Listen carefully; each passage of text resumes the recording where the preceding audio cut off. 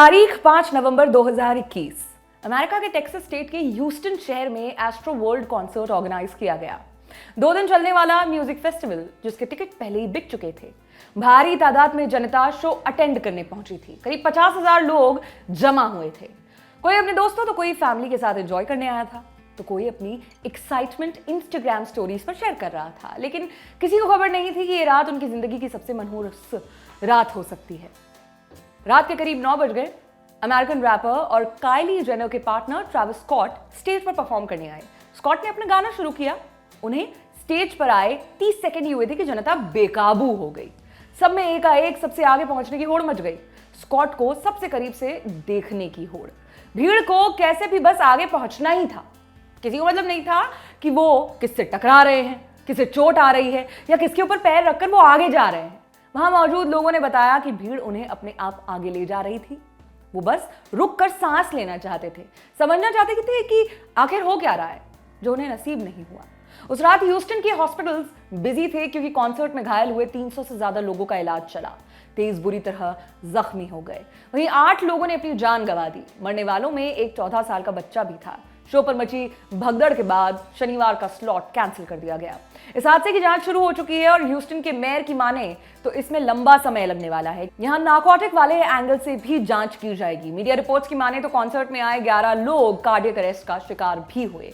Show के एक security guard को ड्रग्स लेते हुए भी पाया गया था। अटेंड करने वालों ने स्कॉट और ऑर्गेनाइजर्स के खिलाफ केस भी किया है। वहीं सिंगर और रैपर ड्रेक भी कुछ देर के लिए स्टेज पर आए थे। एक शिकायतकर्ता ने उनसे भी मुआवजा मांगा है।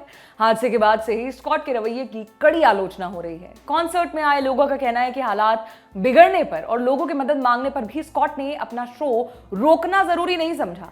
एक विक्टिम ने CNN से बातचीत करते हुए कहा, ये ऐसा था जैसे वो सब मिलकर लोगों को मौत के मुंह में धकेल रहे थे।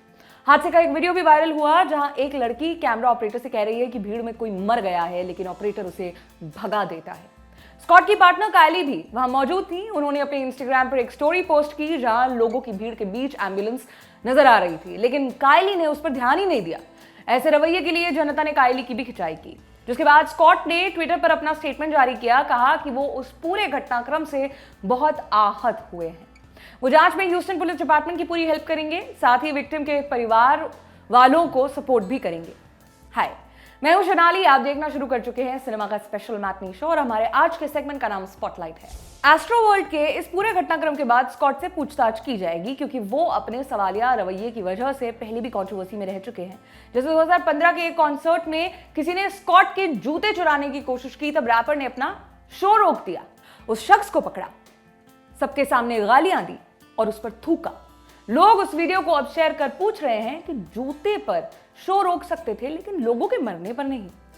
एस्ट्रो वर्ल्ड वाले मामले में आगे क्या कार्रवाई होती है उसका अपडेट हम आपको देते रहेंगे, लेकिन आज बात करेंगे उन मौकों की जब किसी न किसी की लापरवाही से कॉन्सर्ट में बड़ी ट्रेजेडी हो गई। इनमें से कुछ केस ऐसे भी हैं जहां आर्टिस्ट की सूझबूझ से हादसों को समय रहते टाल भी दिया गया। चलिए शुरू करते हैं। सबसे पहला नाम है निर्वाणा का। The show must go on. हमेशा इस लाइन का पालन करना भी समझदारी नहीं है। अमेरिकन बैंड निर्वाणा के लिए कहा जाता है कि वो हमेशा फैंस को सबसे ऊपर रखते हैं। अपने किसी भी लाइव शो के दौरान फैंस के साथ बदसलूकी होते देखते तो शो ही रुकवा देते। जैसे 1993 में अपने कॉन्सर्ट के दौरान बैंड के लीड सिंगर कर्ट कोबैन ने देखा कि भीड़ में कोई शख्स एक लड़की को सेक्सुअली हरास कर रहा था। कर्ट ने तुरंत गाना बंद कर दिया, उस शख्स को सबके सामने कॉल आउट किया, साथ ही पुलिस को बुलाया। बैंड ने कई मौकों पर अपने फैंस के लिए स्टैंड लिया। जैसे एक बार बैंड के गिटारिस्ट डेव ग्रोहल ने परफॉर्म करते वक्त देखा कि भीड़ में ऑटिज्म से जूझ रहे बच्चे को सीट नहीं मिल रही। उन्होंने गाना रोककर भीड़ से कहा कि उस बच्चे और उसके परिवार को प्लीज बैठने की जगह दे। डेव का ये वीडियो शेयर करते हुए एक सोशल मीडिया यूजर ने लिखा कि सभी परफॉर्मर्स को नोट कर लेना चाहिए। कई बार आप वो देख सकते हैं जो सिक्योरिटी नहीं देख सकती। अपने फैंस का ध्यान रखिए। दूसरा है द हू कॉन्सर्ट। साल था 1979 का। British band the who world tour पर था। टूर को कंटिन्यू करते हुए वो अमेरिका पहुंचे, जहां न्यू जर्सी और न्यूयॉर्क में परफॉर्म करने के बाद ओहायो के सिनसिनाटी में उनका कॉन्सर्ट था, जिसे 18,000 से ज्यादा लोग अटेंड करने वाले थे। शो शाम को शुरू होने वाला था, लेकिन पब्लिक ने दोपहर से ही वेन्यू के बाहर लाइन लगा दी। उधर ऑर्गेनाइजर्स ने एक भी एंट्री गेट नहीं खोला था। कुछ घंटों बाद आलम ऐसा था कि हर गेट के बाहर लोगों का हुजूम जमा था। जो बस किसी भी तरह अंदर जाना चाहते थे। इसे इत्तेफाक कहा जाए या बुरी प्लानिंग, लेकिन किसी रेडियो स्टेशन ने अनाउंस किया था कि टिकटधारी जनता को दोपहर से ही वेन्यू में एंट्री मिल जाएगी, तो जनता बात मानकर पहुंच गई थी। ऊपर से द हू ने अपना साउंड ट्रैक लेट शुरू किया, जिससे बाहर खड़ी पब्लिक को लगा कि कॉन्सर्ट शुरू हो गया है। बस फिर क्या था, अंदर दौड़ने के लिए भगदड़ मच गई। लोग भूल चुके थे कि कितना भी भागदौड़ मचा लें, लेकिन दरवाजे अभी भी बंद हैं। जनता की इसी भगदड़ के चलते 11 लोग दम घुटने की वजह से मारे गए, वहीं कई सारे कुचले गए। बैंड को बाहर घटे इस घटनाक्रम की जानकारी से दूर रखा गया। शो पूरा हो जाने पर उन्हें इस हादसे के बारे में बताया गया। तीसरा नाम है ग्रेट व्हाइट का। 20 फरवरी 2003 को American rock band great white एक नाइट क्लब में परफॉर्म करने वाला था। क्लब पूरा पैक्ड था। परफॉर्मेंस को ड्रामेटिक स्टार्ट देने के लिए बैंड के टूर मैनेजर डैनियल ने एक स्टंट किया, जो वहां मौजूद तमाम लोगों के लिए बुरी याद बन गया। डैनियल ने फायरवर्क्स जलाए, लेकिन वो क्लब को साउंड प्रूफ बनाने वाली फोम के बारे में भूल गए, जिसने झट से आग पकड़ ली। पहले तो लोगों को लगा कि ये कोई स्टंट ही है, लेकिन कुछ सेकंड्स में ही क्लब का सारा मूड बदल गया जब भीड़ के बीच बाहर निकलने की जद्दोजहद तेज होने लग गई। रॉबर्ट नाम के एक सर्वाइवर ने बताया कि बाहर निकलने के लिए सिर्फ एक ही गेट था। जब जनता उस तक पहुंची तो पता चला कि वो जाम हो चुका है। लोगों के पास एक दूसरे के साथ धक्का मुक्की करने के सिवा कोई रास्ता ही नहीं था। जब हालात पर काबू किया गया तो पाया कि 100 लोग मारे जा चुके हैं और 200 से ज्यादा लोग बुरी तरह से घायल हैं। इस लिस्ट में अगला नाम है लव परेड 2010 का। क्या हम यहां से जिंदा बच पाएंगे? मुझे ऐसा लगा जैसे मैं किसी ज़ॉम्बी की तरह चल रहा था। मैं उस नज़ारे को कभी नहीं भूल सकती। लोगों के शरीर मुड़े हुए थे और उन्हें लगातार कुचला जा रहा था। साल 2010 था। जर्मनी में ऑर्गेनाइज हुए लव परेड के सर्वाइवर्स ने बयान दिया। 1989 से ये म्यूजिक फेस्टिवल चल रहा था, जहां ऑडियंस और आर्टिस्ट को फ्री एक्सेस मिल जाता। फिर 2010 में कुछ भयावह हुआ, जिसके बाद इस म्यूजिक फेस्टिवल को बंद ही करना पड़ा। जहां ये ऑर्गेनाइज हो रहा था वहां केवल 2 लाख लोगों के जमा होने की जगह थी, लेकिन आ गए करीब 14 लाख लोग। ऊपर से ये पहला मौका था जब फेस्टिवल क्लोज स्पेस में हो रहा था। जब भीड़ बढ़ने लगी तो लोगों ने बाहर निकलने की कोशिशें की, लेकिन सारे प्रयास बेकार।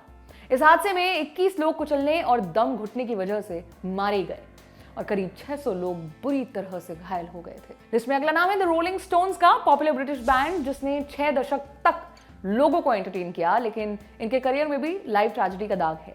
जब ये 1969 में अमेरिका के सैन फ्रांसिस्को में फ्री इवेंट करने वाले थे, सब कुछ रेडी था, लेकिन अंत समय पर सिटी डिपार्टमेंट ने आपत्ति उठा दी, जिसके चलते मजबूरन उन्हें नए वेन्यू पर शिफ्ट होना पड़ा। सारे अरेंजमेंट्स नए सिरे से करने पड़े। सिक्योरिटी के लिए हेल्स एंजल्स नाम की मोटरसाइकिल क्लब को जिम्मेदारी सौंपी गई। शो शुरू हुआ। हेल्स एंजल्स वालों ने देखा कि ऑडियंस में से कोई शख्स स्टेज की ओर बढ़ा जा रहा है और तभी उस शख्स ने बंदूक निकाल ली।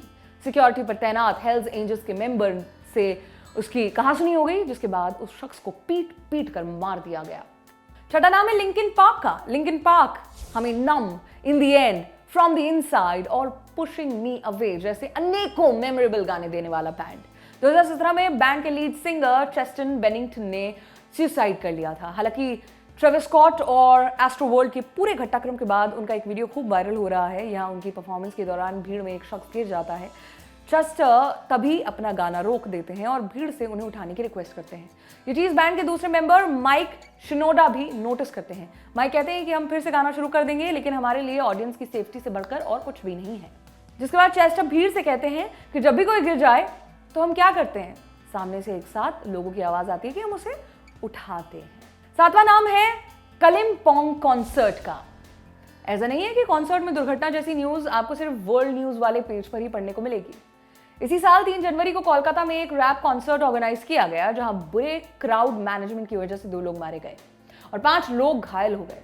हैरानी की बात यह थी कि इतना सब घटने पर भी ऑर्गेनाइजर्स ने शो रोकना जरूरी नहीं समझा। पुलिस ने स्थिति कंट्रोल करने की कोशिश की, लाठीचार्ज किया, लेकिन भगदड़ मचाती भीड़ ने किसी की भी नहीं सुनी।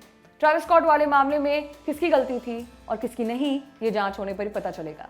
कोई दोषी पाया जाता है या नहीं, लेकिन जवाबदारी ली जानी चाहिए। बस इतना ही कह सकते हैं। ताकि आज के मैटनी शो में इतना ही। मुलाकात होगी अगले एपिसोड में, तब तक के लिए शुक्रिया।